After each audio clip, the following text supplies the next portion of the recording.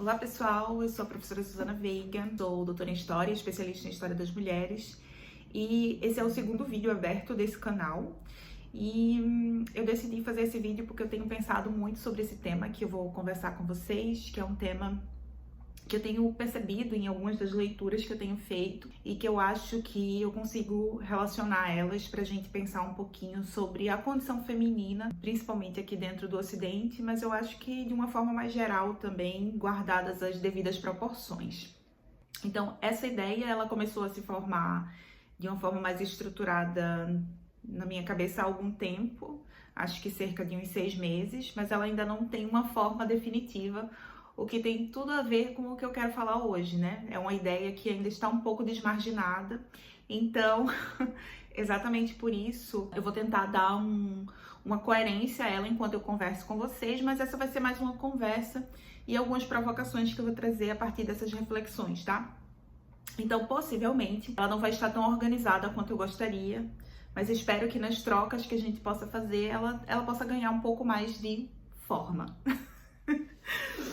Nossa, uma piadista ela, né? Então, o tema vai ser a ideia de desmarginação a partir dos escritos de Helena Ferrante, a autora da tetralogia napolitana, para quem não conhece essa tetralogia aqui. E vou tentar relacionar ela com algumas outras autoras e com algumas leituras teóricas que eu tenho feito nos últimos anos, algumas já faz bastante tempo, mas que acabou tendo essa conexão na minha cabeça quando eu li a Ferrante e li outras autoras também, tá? Vou deixar todos os livros que eu utilizei nessa conversa na descrição para que vocês possam ter acesso se for muito rápido, se acabar ficando muito rápido a apresentação. Mas eu acho que vai dar para perceber bem quais são os livros, tá? Então, a ideia é a gente falar da condição feminina a partir desse termo desmarginação e do que isso tem a ver com o patriarcado, tá bem? A primeira coisa que eu queria falar para vocês é que a condição feminina, ela se estabelece muito dentro do patriarcado a partir de uma construção exterior, de uma construção externa, né? Então, as mulheres dentro desse sistema, elas não tiveram um processo de autodefinição. Nós fomos definidas a partir da existência masculina, né? Então, as mulheres, elas são sempre o outro, como vai dizer Simone de Beauvoir, né? E parte desse processo de estabelecimento do patriarcado, e parte do processo de construção do que a Monique Wittig, né, que é uma pesquisadora francesa, materialista e lésbica, ela vai dizer que existe uma mitologia da mulher, né? Que é esse ser que foi construído a partir do que não era o masculino. Então, o homem foi definido como isso, e o que não é homem seria a mulher, né? Isso dentro da mentalidade patriarcal. E parte, na verdade, da luta das mulheres, da luta feminista, é hoje encontrar os caminhos da autorrecuperação, né, como a Bell Hooks vai falar em Irmãs do Inhame, e da autodefinição, ou seja, de que nós possamos construir os nossos contornos, né, dar as nossas margens. E eu vou pensar a ideia de desmarginação da Ferrante justamente a partir dessa perspectiva, né, de que nós nos sentimos desmarginadas justamente porque nós estamos nesse processo de sair de uma ideia construída, né, definida, dessas fronteiras do que o masculino, do que o patriarcado definiu que seria uma mulher, do que nós deveríamos fazer, de como nós deveríamos agir, de como nós deveríamos ser, para agora a gente tá nesse momento de redefinir, de auto-recuperar, né, de pensar o que nós podemos ser enquanto mulheres, né? O que seria uma definição a partir de nós, pensada por nós, e não a partir do outro, né? E não a partir do masculino, que é o dominante.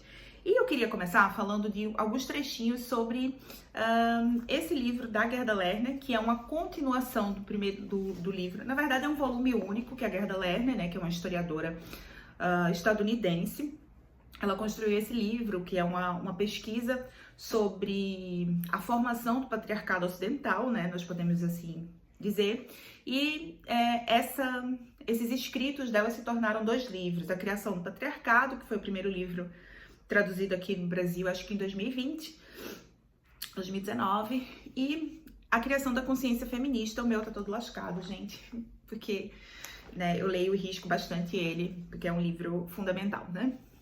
Então, Vou começar falando desse segundo livro, porque aqui ela vai mostrar que o processo de estabelecimento e criação do patriarcado foi um processo também de entregar, né, ou de construir esse poder de definir, de nomear na mão dos homens.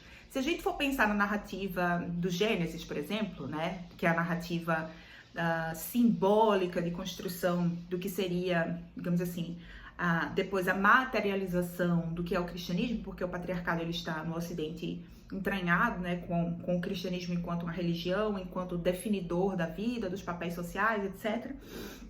Então ela vai falar aqui, então se a gente pensar lá no Gênesis, né, na criação do mundo, quando, eu vou colocar o trechinho aqui, inclusive, da Bíblia, né, acho que aqui embaixo, como legenda, mas quando na criação do mundo Deus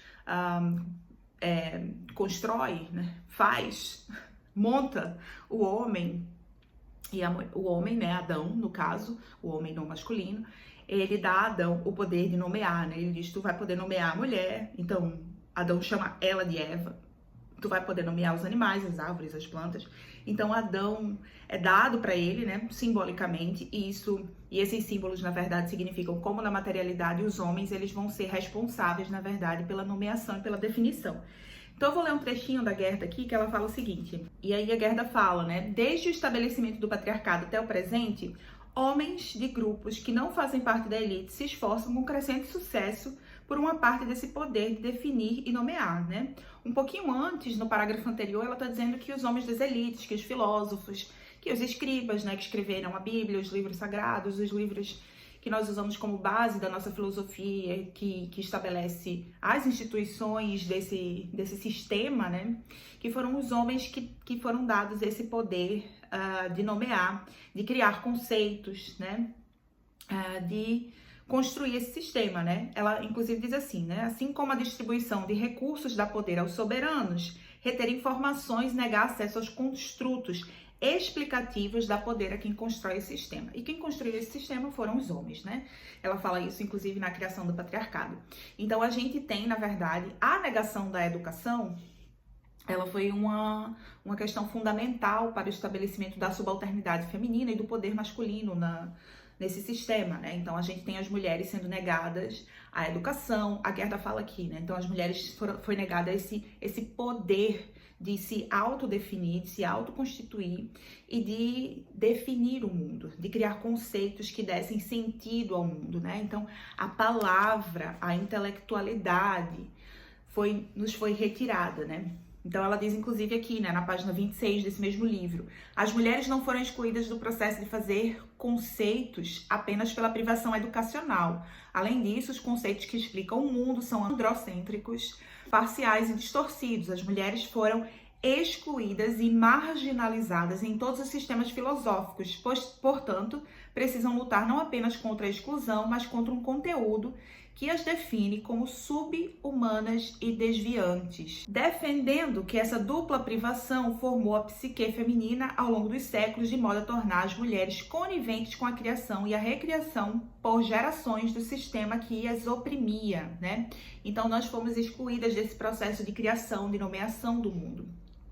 Por isso nós nos sentimos tão estranhas, né? Por isso que essas margens que foram definidas do mito da mulher, de como nós devemos nos comportar, de qual é o nosso papel, né? De cuidado da maternidade, dessa função de cuidar do mundo, do mito do amor romântico, todas essas funções do que define uma mulher, a feminilidade, etc. Tudo isso foi definido para nós, mas não nos cabe, né? Porque nos desumaniza, nos subalterniza, né? Nos transforma em sub-humanas, né? Em um outro do homem que é o ser humano por excelência, né? Então, quando a Gerda tá falando isso aqui, ela diz é exatamente isso que fez com que as mulheres resistissem a esse processo ao longo dos anos e lutassem para recuperar esse poder da nomeação, da autodefinição, de criar, né? Porque esse poder nos foi retirado quando foi construído um Deus masculino, um espaço simbólico onde apenas os homens poderiam fazer e onde na materialidade o poder estabelecido foi o poder masculino, né?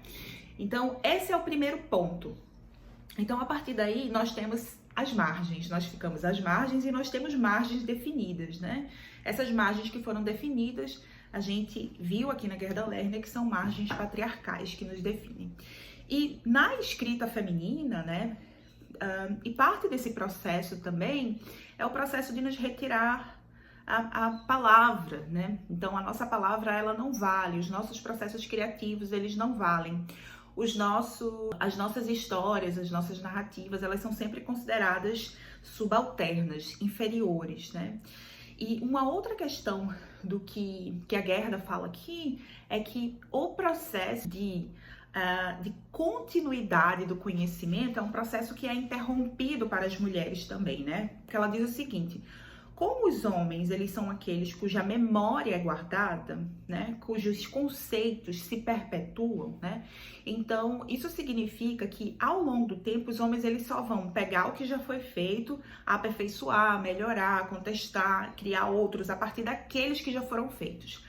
Como a nossa memória ela não é oficial, como as nossas palavras elas não têm memória, né? Mesmo quando as mulheres se esforçam para criar conceitos, para criar arte, nós temos o chamado processo de apagamento histórico, onde a nossa memória, onde a nossa história, onde os conceitos que nós criamos, onde as coisas que nós inventamos, elas são apagadas, elas são escondidas, elas passam por esses processos de apagamento histórico. Exatamente por isso as mulheres têm grandes problemas dessa interrupção, desses gaps, digamos assim, né? Desses buracos históricos, onde muitas vezes a gente precisa ou a gente começa o processo do zero, né? De criar do zero coisas que outras mulheres já disseram antes de nós, e que se nós tivéssemos, né, acesso a essas palavras, a esses conceitos, a esses pensamentos, a essas construções filosóficas de mulheres que vieram antes de nós, o nosso trabalho hoje seria facilitado, né? Uma ciência das mulheres seria facilitado, as palavras das mulheres, os conceitos das mulheres, né?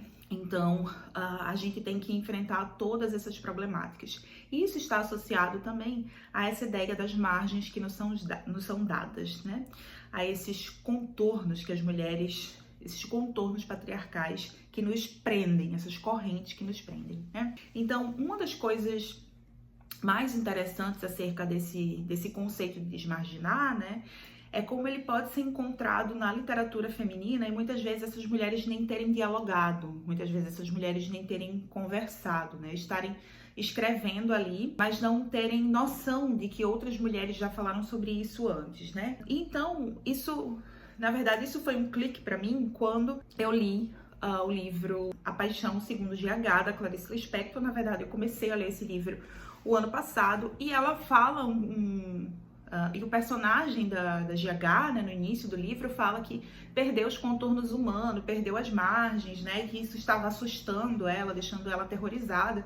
E eu falei, gente, esse é um conceito que a Helena Ferrante desenvolve, né? Obviamente que eu estou situada hoje num espaço muito mais privilegiado, onde nós temos acesso à internet, onde nós temos acesso ao Google. Então, quando eu pesquisei sobre isso, eu vi que já haviam trabalhos escritos sobre essa questão, né, dessa relação entre o perder as formas e os contornos que a Clarice fala e o desmarginar da Ferrante, e também existe uma lista na internet que fala que a Ferrante é uma leitora da Clarice, né, e que um dos livros favoritos dela é A Paixão Segundo GH, né. Então, essa sensação da qual a Helena Ferrante fala, e como ela desenvolveu muito mais o desmarginar, né, porque o da Clarice acaba estando jogado dentro não é um conceito que ela desenvolve, né, aquilo ali tá jogado dentro da vivência da personagem, digamos assim, né. Na Ferrante, isso é uma questão central do livro, da trama, da relação entre a Lila e a Lenú, que são as personagens principais da tetralogia napolitana, né? Então, uma das coisas mais interessantes que nós podemos tirar desse desmarginar é que esse é um sentimento que atravessa muitas mulheres, né? Nesse livro aqui, que é o livro Peitos e Ovos, da Mieko Kawakami, né? Que é um livro onde a personagem, ela é uma escritora também, ela vem de uma situação de extrema pobreza, ela está tentando, é uma mulher ali por volta dos seus 40 anos, que está pensando se ela quer engravidar, se ela quer ter um filho. E esse conceito de desmarginar, ele aparece também com uma outra nomeação, mas essa ideia de perder a forma, né, ela aparece ali também, né. Não sei se a Mieko leu a Clarice, por exemplo, né, Entre as pesquisas que eu fiz sobre a Kawakami, não tem nada fazendo referência a Clarissa ou a Ferrante, né? Mas é possível que ela tenha acessado, já que hoje a gente tem uma circulação maior dos escritos das mulheres, né? Mas é interessante como esse é um incômodo comum a todas nós, né? Sentir quando nós estamos questionando essas margens, essa caixa na qual nos colocaram, né? Que a gente tá perdendo as margens, que a gente tá entrando no caos, porque esse realmente é o espaço, né? Esse espaço caótico do não conhecido, do desconhecido, né? Porque autorrecuperação, autodefinição, na verdade, é adentrar no espaço do desconhecido, no espaço do incômodo. Por isso essas personagens sentem tanto incômodo, né? E eu vou ler para vocês um trechinho do livro que é o último da tetralogia napolitana. Olha o adesivo do Suga. Fangirl, né, gente? Fã do BTS. Que é a história da menina perdida. É o último livro, né? Onde se encerra a saga das amigas Lila e Lenu. Mas é na hora que a Lila, ela apresenta para Lenu esse verbo, desmarginar, né? Esse conceito que ela sentia desde o primeiro volume, né? Quando ela tem a primeira experiência de sentir que ela perde as margens, né? Que ela perde os contornos. E ela diz assim, né? Usou precisamente desmarginar. Foi naquela ocasião que ela recorreu pela primeira vez àquele verbo, se agitou para explicar seu sentido. Queria que eu entendesse bem o que era desmarginação e quanto aquilo a aterrorizava. Apertou ainda mais forte minha mão, resfolegando. Disse que o contorno de coisas e pessoas era delicado, que se desmanchava como fio de algodão. Murmurou que para ela era assim desde sempre. Uma coisa se desmarginava e se precipitava sobre outra. Era tudo uma dissolução de matérias heterogêneas, uma confusão, uma mistura. Exclamou que sempre se esforçara para se convencer de que a vida tinha margens robustas, porque sabia desde pequena que não era assim de jeito nenhum, e por isso não conseguia confiar em sua resistência a choques e solavancos. Ao contrário do que fizera até pouco antes, começou a excandir frases excitadas, abundantes, horas misturando um léxico dialetal, ora recorrendo às infindáveis leituras que fizera quando menina. E eu acho esse trecho muito simbólico, né? Porque a Lila, ela é uma personagem que ela não cabe dentro dos conceitos do que a gente entende como mulher, né? A Lenu, ela tá muito mais dentro desse conceito, né? Em como ela se relaciona com os homens, né? Em como ela desconfia da capacidade dela o tempo inteiro, em como ela depende, em como ela tem uma dependência emocional e intelectual da Lila, do Nino, né? Então, a Lenu, ela cabe muito mais dentro dessas margens do que se define como mulher, né? Na necessidade dela de casar. E a Lila, ela é uma estrategista, né? Ela não cabe dentro disso. Tudo que ela faz é pensando, desde criança, ela não cabe dentro dos moldes do que se espera dela, né? Por isso que ela é sempre vista como a rebelde, por isso que ela enfrenta as pessoas, por isso que as pessoas veem ela, né, com maus olhos, porque ela não é a menina boazinha. Ela não é o que se espera dela. Ela não está dentro da definição nem de santa e nem de puta, né? Então ela não cabe nos contornos que são dados para as mulheres. Por isso que ela sente a desmarginação de forma tão intensa, porque ela não cabe. Então ela questiona isso desde o início. Ela diz, isso aqui não existe. A margem não existe. As margens são muito finas, são muito delicadas, porque são invenções, são construções, né? Então ela percebe isso sem nomear. E depois ela faz esse exercício de nomear, né? Ela é uma mulher que está se autodefinindo. E isso é assustador para ela, obviamente, né? Porque desmarginar para ela, perder as margens, ela não está num lugar de conforto, né? Não está na zona de conforto. Porque apesar de ser desconfortável esse lugar de ser mulher, é o único que a gente conhece, né? Nós não temos novas formas definidas ainda. Então, o quanto isso é complexo, o quanto isso é doloroso, o quanto isso é difícil. E aí, tem um trecho, né? E aí eu vou comparar para vocês verem como esse trecho combina com o que a GH sente, né? Fico tão assustada quando percebo que durante horas perdi minha formação humana. Não sei se terei uma outra para substituir a perdida, realmente, né? Qual é a outra definição de ser mulher que nós temos, né? E vamos lembrar que o personagem da GH, né, ela tá num conflito, né? Primeiro que ela é uma mulher que ela não cabe também dentro dessas definições, né? Ela sempre fala aqui como ela é diferente das outras mulheres, né? E não é aquela diferença para dizer, eu sou uma pick me, né? Olha como eu sou parecida com os homens. É porque ela não cabe dentro das definições do que a sociedade espera de uma mulher, né? Ela é uma mulher livre, ela tem o próprio dinheiro dela, né? Inclusive tem uma parte do livro que ela fala isso, né? Que ela é uma mulher que ela se autossustenta, né? E que eu coloquei aqui, queria, né? Porque assim, eu tenho bastante autonomia, só não tenho dinheiro, né? E o dinheiro, ele compra muita coisa. Compra muita liberdade pra mulher, né? Ela diz aqui na página 27, né? Quem sabe essa atitude ou falta de atitude também tenha vindo de eu nunca ter tido marido ou filhos, não ter precisado, como se diz, manter ou quebrar grilhões. Eu era continuamente livre. Ser continuamente livre também era ajudado pela minha natureza, que é fácil, como bebo e durmo fácil, e também, é claro, minha liberdade vinha de eu ser financeiramente independente. Então, que é algo que a Lila conquista, né, por ela mesma, assim, em algum momento do livro, né? Porque ela ela sempre foi muito livre, muito sem margens desde a infância, por isso que ela conhece o desmarginar desde a infância, mas ela não tinha dinheiro, né?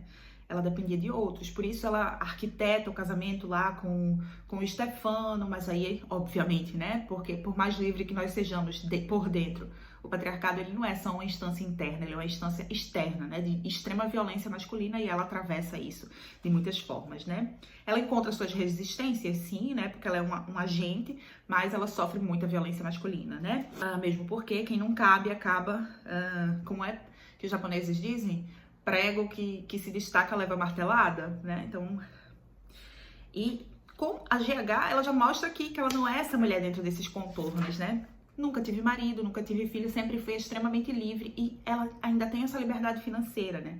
Então ela não cabe nas margens. E por isso ela sente isso aqui, né? Esse momento de reflexão onde ela não tem nenhuma empregada em casa, não tem ninguém com quem ela possa se distrair, quando ela tá sozinha e refletindo, né? Ela diz: fico tão assustada que percebo que durante horas perdi minha formação humana. Não sei se terei uma outra para substituir a perdida.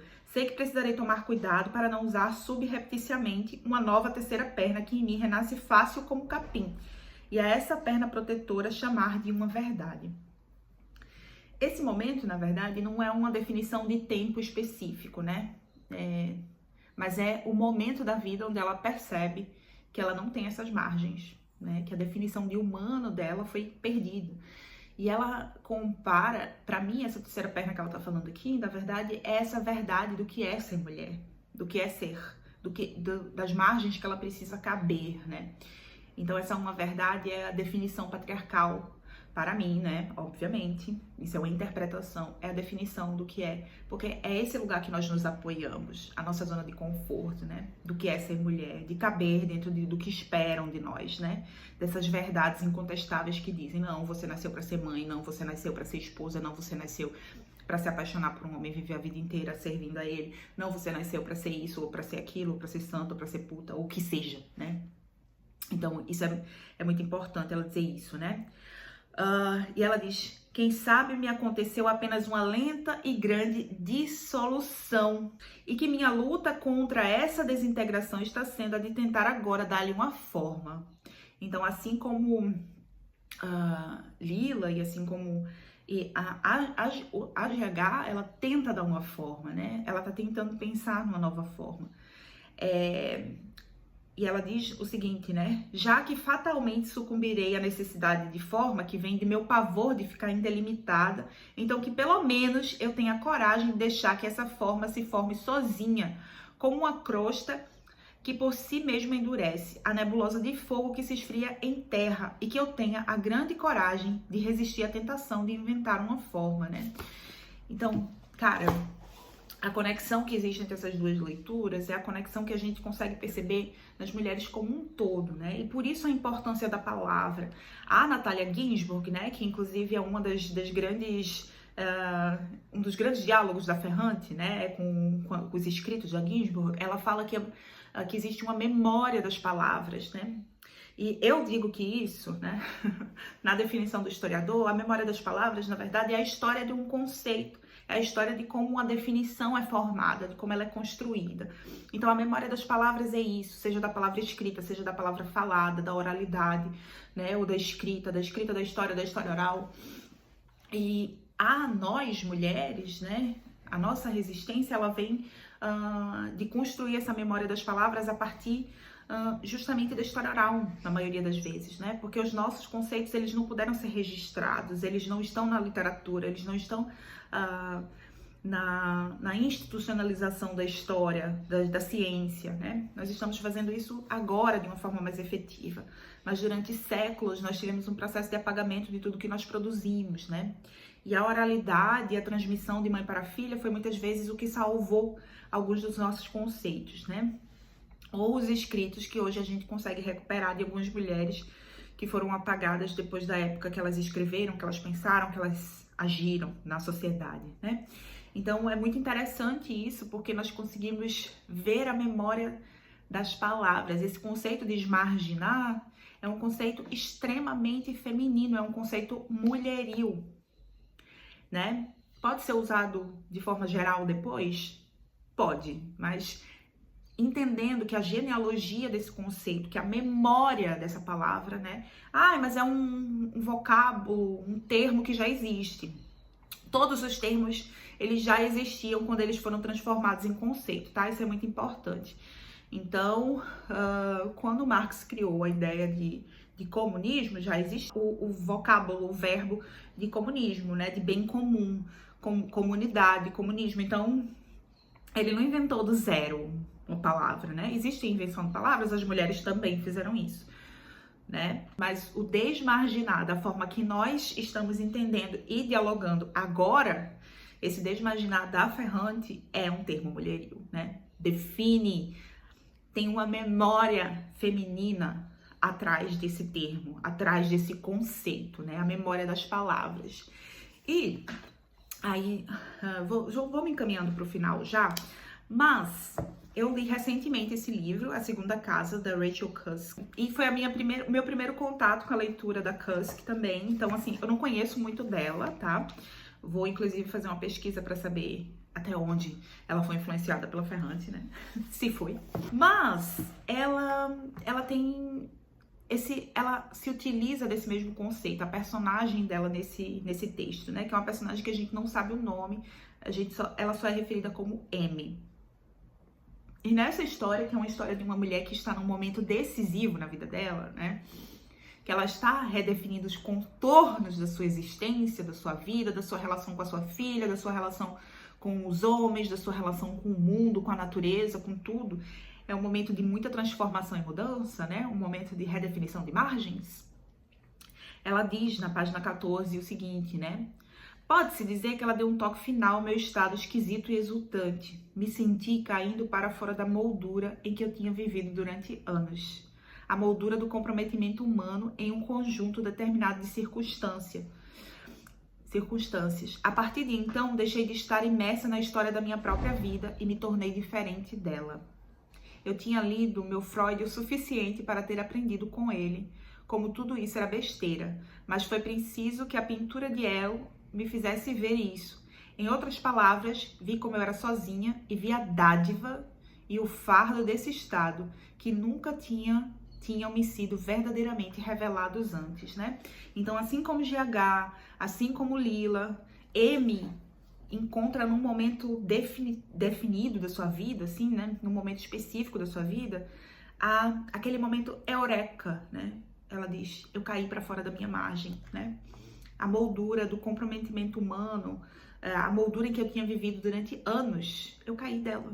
Eu saí de dentro dela, né? Então, ela define moldura porque ela está diante de uma pintura, né? Então, não importa se seja desintegração, desmoldurar, desmarginar, tudo carrega o mesmo sentido, né? Eu acho que o conceito que a Ferrante criou de desmarginar, ele é muito mais complexo, ele é muito mais completo, ela desenvolve isso dentro da literatura dela, né? Mas essas duas outras mulheres, né, GH e a Amy, na Rachel Cusk e na Clarice Lispector, elas estão falando da mesma coisa, né? E isso vem desse lugar, né? Isso vem desse sentido, digamos assim. E aí, só para finalizar, eu queria recuperar 2 trechinhos da entrevista que a Adrienne Rich fez para Audre Lorde, que está nesse livro aqui, Irmã Outsider, da Lorde, que é publicado pela editora Autêntica, né? Então, no primeiro trechinho, ela está falando da mãe dela, né? Da comunicação dela com a mãe. E eu achei super interessante, porque ela diz assim: o grande valor da comunicação não verbal subterrânea à linguagem. Minha vida dependia disso. Ao mesmo tempo, vivendo no mundo, eu não queria ter nada a ver com o jeito que ela usava a linguagem. Minha mãe lidava de um jeito estranho com as palavras. Se uma não servisse para ela, ou não fosse forte o bastante, ela apenas inventava outra. Então, aquele termo entraria permanentemente para o vocabulário da nossa família e ai de quem esquecesse. Mas acho que recebi outra mensagem dela, a de que existia todo um mundo de comunicação e de contatos não verbais entre as pessoas que era muito poderoso e absolutamente essencial. E isso que você tinha que aprender a decifrar e a usar, né? Aqui a Audre tá falando da mãe dela e como era difícil essa comunicação com a mãe, porque a mãe inventava palavras quando ela achava que as palavras que existiam não davam conta, né? E um pouquinho depois, nessa mesma entrevista, ela diz para Adrienne Rich, né? A poesia era a coisa que eu tinha com as palavras. Isso era tão importante. Naquela colina eu tive o primeiro indício de que uniria as duas novamente. Eu ia poder infundir meus sentimentos nas palavras. Não ia ser necessário criar o mundo sobre o qual eu escrevia. Compreendi que as palavras o revelariam, que de fato há frases carregadas de sentimento. Até então, eu criava esses construtos e em algum lugar deles haveria um fragmento como um bolinho chinês, uma porção de alimentos, coisa da qual eu realmente precisava, aquela que eu tinha que criar. E é muito interessante porque aqui ela diz, né? Não ia ser necessário criar um mundo sobre o qual eu escrevia. Compreendi que as palavras o revelariam. E uma grande lição que ela pode não ter enxergado inicialmente da mãe dela é que a mãe dela, ela estava redefinindo esse lugar, né? A mãe dela estava se autorizando a criar, a nomear, né? Ela dizia, esse meu sentimento, não existe uma palavra que possa defini-lo, né? Então, essa palavra aqui, criada pelos homens, né? Esse conceito aqui, criado pela linguagem patriarcal, ele não define o que eu estou sentindo, então eu vou criar um novo. Então, era uma linguagem mulheril, uma linguagem placentária, né? Uma linguagem que vinha do útero, desse lugar original da criação, né? Porque é esse lugar que as mulheres criam também, né? É esse lugar que as mulheres constroem vida, constroem existência, né? Literalmente. Então, essa linguagem, a mãe da Audre estava construindo uma mulher que não tinha provavelmente tanto acesso ao que a Audre teve, né? Dessa intelectualização, dessa circulação em lugares de criação e de definição de conceitos, do uso da poesia, da prosa para recriar, para construir, etc, né? Então, quando a Audre diz aqui, né, compreendi que as palavras o revelariam, era isso que a linguagem da mãe dela estava fazendo para ela. Ela criava palavras para definir sentimentos, né? Então, isso é dar novas margens. Então, para além de saber que nós fomos retiradas desse espaço, né, de criação e de nomeação, nós podemos chegar nesse lugar da desmarginação, né? Então, as mulheres escrevem sobre isso, sobre esse lugar que a luta das mulheres nos levou, que a nossa resistência nos levou, né? De sentir que nós estamos desmarginando. Esse lugar é desconfortável, esse lugar é obscuro, esse lugar é difícil, esse lugar é caótico, porque nós estamos entrando no espaço do risco, do inimaginado, do novo, da utopia, né? Nós estamos ficando sem margem, é o mundo antes da definição, né? O caos, é o Big Bang. Mas é possível criar, né? E é possível construir novas margens, novas probabilidades. É isso que a Audre está dizendo aqui que a mãe dela estava fazendo, né? É isso que a Lila faz quando ela desaparece também, né? Para finalizar, eu queria deixar um trechinho que está nesse livro aqui, da Bell Hooks, Irmãs do Inhame, mas que na verdade é um trecho de uma obra da Mary Giles, né? Que a Bell Hooks cita, né? E ela diz assim: na ausência de modelos, nós experimentamos uma liberdade absoluta. E na liberdade, o risco, a responsabilidade e a alegria de estarmos aberta a tudo que o momento pode nos oferecer. E eu acredito de verdade que nós estamos nesse momento essencial, né? De redefinição, de recriação. A gente está num momento tão simbólico, porque nós conseguimos hoje recuperar tanto do que as mulheres escreveram em publicações, em editoras independentes, está até é uma tendência no mercado editorial, na academia.